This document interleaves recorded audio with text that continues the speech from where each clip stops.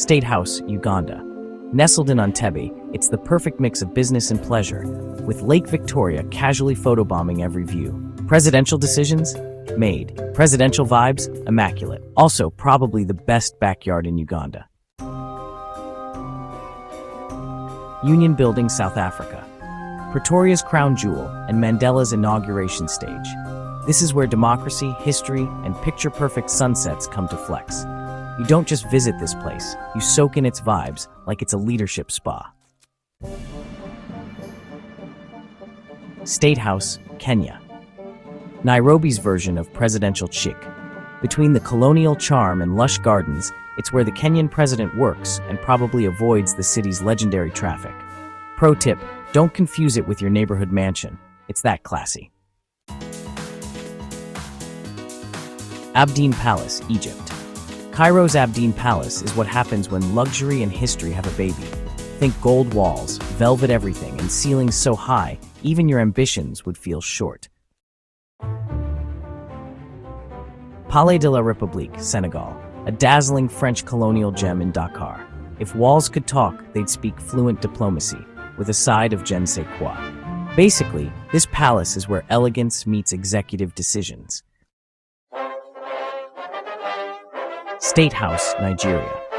Also called the Presidential Villa, it's Abuja's architectural equivalent of, yeah, we've arrived.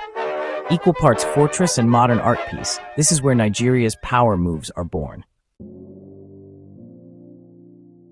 Palais Presidentiel, Côte d'Ivoire. Abidjan's presidential palace is a full-on flex. Modern, massive, and unapologetically extra, it's basically the Beyoncé of government buildings. Cue the spotlight.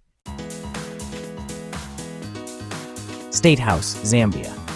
Lusaka's low-key but powerful residence screams let's get to work, with just enough flair to remind you who's boss.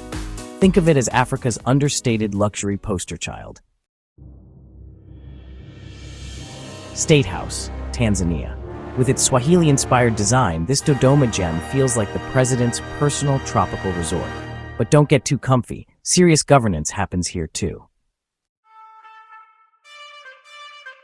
Palopo Guinea. The People's Palace in Conakry doubles as a cultural hub. Decisions by day, concerts by night. Basically, it's where democracy meets a party with style. State House, Botswana. Gaborone's presidential digs are the epitome of minimalist cool. It's like the building is saying, we don't need to show off, we're already awesome. Presidential Palace, Angola. If palaces were a fashion runway, Luanda's presidential palace would be front and center. Glossy, grand, and full of personality, this place doesn't just exist, it poses. Unity Palace, Cameroon. Nestled in Yaoundé, this residence is surrounded by lush greenery that screams tranquility. The palace itself, it's like the calm before a storm of executive power. Jubilee House, Ghana. Accra's Jubilee House is what happens when architecture goes full glow-up. Modern, sleek, and absolutely iconic, this place knows how to make an entrance and an impression. State House, Malawi.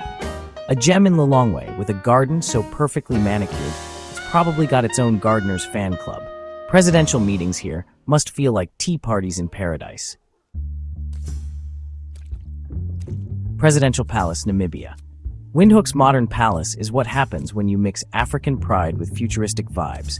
Picture sleek lines, bold statements, and sunsets that belong on postcards. Presidential Palace, Sudan. Overlooking the Nile in Khartoum, this palace doubles as a history book and a presidential hangout. With views like this, you'd never leave your office. Ayavaloha Palace, Madagascar. This hilltop retreat near Antananarivo offers jaw-dropping views and lemurs for neighbors. The president lives here, but let's be honest, it's the scenery stealing the show. State House, Seychelles. A tropical dream with palm trees, turquoise waters, and an actual government. Victoria's presidential residence might just be the most Instagrammable seat of power ever. Presidential Palace, Djibouti. Perched on the Gulf of Tajura, This palace is like, who says leaders can't have oceanfront views? Between the strategic location and architectural charm, it's a boss-level blend of brains and beauty. Africa's state houses are more than just places of governance. They're statements. Each one tells a story of culture, history, and a little bit of flex. Where else would you find such a perfect blend of power and pizzazz?